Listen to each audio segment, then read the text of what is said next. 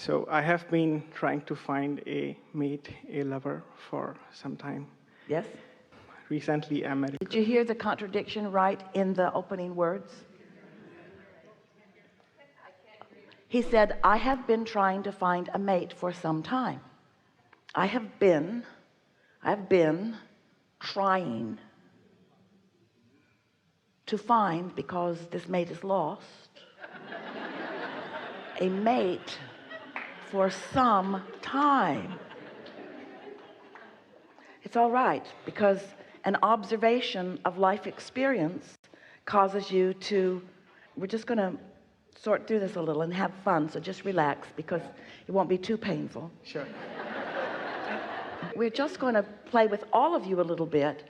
So what are the evident beliefs? Finding a mate is not easy, or it's easy? Finding a mate happens quickly, or takes a long time? It's something that you have to try to do, or it's something that just comes to you. And so this is what we mean by bucking your own current. You have beliefs that are working against you, and we know Esther argued for what you are experiencing. She would say, well, of course that's what he believes. He's been trying to find the missing mate for a long time. What do you want from him, Abraham? And we say, we just want you to understand, you can't get there from there, because every step forward you take, your mate just keeps moving. I'm trying to find you, I'm trying to find you, I'm trying to find you.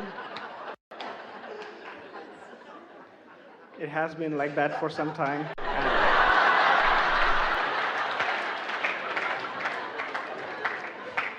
So the best way to have something that you care about break loose is by taking your attention off of it, because when you put your attention on it, you practice the vibration that you've got going. So you want to do something to stop that momentum, or even better, you want to start a different momentum. So if you would start a different momentum on another subject, or just focus upon something else that is working, you would stop the practice of that. And when you stop the practice of something, the momentum of it subsides. And when the momentum subsides, it's much easier then to start off on a new track. In fact, every night while you sleep, the momentum subsides. But for most of you, when you wake up, you just activate the same beliefs again by staying on the same subject again, by offering the same words again, and remembering the same things again. And so it's a matter of deciding what you want to keep active and what you don't want to keep active. And the thing, oh, we love you all so much, but you know what you believe? You believe that in order to get what you want, you have to try. And you've been taught that the more you want it, the harder you should try, and the more it's not coming, the more you should try. And it's counterproductive. Because when you really believe that it is not coming, the harder you try, the more it won't come. That's just the way it is, you see. So don't do that anymore. Next. So actually there's a little background. We're sure there's a lot of background. That's the whole point. Beliefs are about background, but what you want is in the foreground. And so if you keep the background activated, the background just keeps coming with you everywhere you go. Come along, doubt and fear. Come along. I don't want to leave you behind. Come on. Oh, let me activate you a little more. You're not quite close enough. Okay, here we go. There, now you're just miserable enough for me. Yeah, here we go. I think I'll go to Can't Find a Mate Anonymous meetings. So I have been practicing meditation and trying to get rid of the negative momentum. Get rid of negative momentum. There's a war against drugs, and a war against cancer, and a war against AIDS, and a war against teenage pregnancy, and a war against terrorism, and war against terrorism, war against terrorism, war against, and all of them are getting bigger. Because whatever you give your attention to, you practice and attract to yourself until you are part of the statistic, you see. So after he leaves this room, he will never say the word trying again. It's like shock. We'll poke him with a stick every time he says trying. So I met a girl a few months ago through a mutual friend, and I didn't really know her, but for some reason, for work, I got to meet her a few times. and I instantly fell in love with her. It was like, you would say, love at first sight, or I was like on drugs all the time, all days. And I liked each and every little thing about her. I absolutely adored everything. It was like immense power. I felt so powerful that when I envisioned living a life with her, I could feel that I'm the most powerful man in the world. I went and saw a $9 million home. I thought of starting my own startup. It was like everything was in peace, and I spoke with her. Because you came into alignment with your own desire for a while. And then? Then I confessed my feelings to her. She said she didn't feel the same way, and I kind of fell out of that vibration. The thing that we really want to emphasize with you, with all of you, such a wonderful experience, is that feeling of connecting with your desire, when you felt that elation, you were a perfect vibrational match to the desire that you have been putting into your vortex for this relationship. And so if you can maintain that longer, what you want must come into a manifested realization. But what happens when that momentum is short-lived and the former belief is still available, maybe even readily available, and you act too soon, then the result of your action backfires. That's what we call trying too hard. Backfires, because then you began immediately to respond to her saying that she did not feel the same way. And then that wonderful bliss went away for you, because your bliss was conditional upon her response rather than conditional upon your alignment with what you really want. Now, if we could just convince you, and we can't, you have to find a way of getting it yourself, that if you could maintain that feeling of elation that you were describing, a perfect match to your perfect idea of this perfect mate must show itself to you. It has to be. But everything that you have just described here is exactly what goes with most people about most things. They want something because they don't have it, and the more they don't have it, the more they really, really want it. And then they move into action before the action is really inspired. It would be like putting the seed of corn into the ground, knowing that it's going to grow if it's nurtured, knowing that it's going to be something really good to eat in time, but instead going out there about a week later and looking for it, and then just digging it up, and then saying, oh, you're not what I expected. Because you did not allow the gestation, you did not allow the universal forces, you did not allow yourself, because you see, it's really you that ripens. It's really you that readies yourself. Well, I can't really put back that corn seed, can I? I can't really go back to her again now. We haven't spoken more than 10 words after that. So what? So what? Out of every bit of contrast comes wonderful clarity, and comes a new bounce, and comes a new intention. And so, for one thing, the intention is, I am so delighted at the idea of someone feeling about me the way I feel about them. In fact, nothing less than that will do. Nothing less than that will do. Won't it be wonderful when someone else gets to hold me as their object of attention and feel that way about me? How good that will be for them, because, oh boy, it was so good for me.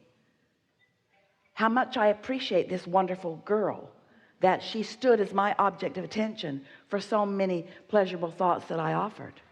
And just because her response is not what I wanted right now, it doesn't mean that I cannot continue to hold her or someone else as my object of attention.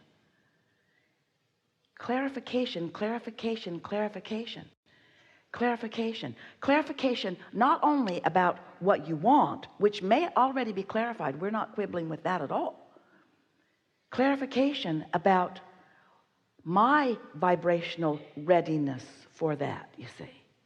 Because most people, and we know it's true of you because you have worked hard, you're a really strong focuser, you're accustomed to things moving in response to your determination. These are all strong attributes of focus. But when you have a contradictory vibration and don't know it, and you get determined, then you attract and repel and attract and repel and attract and repel and attract and repel simultaneously. So the repelling isn't because you're not lovely. The repelling is because your vibration insisted that it be there. It's vibrational repelling. This is not an indictment on who you are. This is not because you are flawed and will not find the perfect mate. You will. You are. Your vortex always has. The repelling is because of the vibrational tug of war that you've got going on. That's all. And when you stop that, oh, there will be no repelling. You see. But the tendency, when you don't really understand the laws of the universe, is to assume, oh, something must be wrong with me. I am being rejected because I am inappropriate in some way. That was the exact thought I had. That is not what it is at all. First of all, you weren't rejected, you repelled. Say to her in your mind, it doesn't surprise me that you could not come to me because I was pushing you away as strong as I was trying to call you to me. I called and pushed, I called and pushed, I called and pushed, and apparently my pushing was better than my calling because off you went. But it's all me, it's all me, it's all me, it's all me, it's all me, it's all me. You see, if we could get you to see what we see, you'd never worry about this again ever. If we could fast forward down the road just a little bit and you could see what comes as a result of this contrast and the clarifying thought processes that you offer, you'd be feeling pretty good right now. I say. So what do you do when you have beliefs that work against you? Esther likes that song. She only knows one line from it. I should have just gone to bed. Instead of talking all night long and running her off, I should have just stopped talking.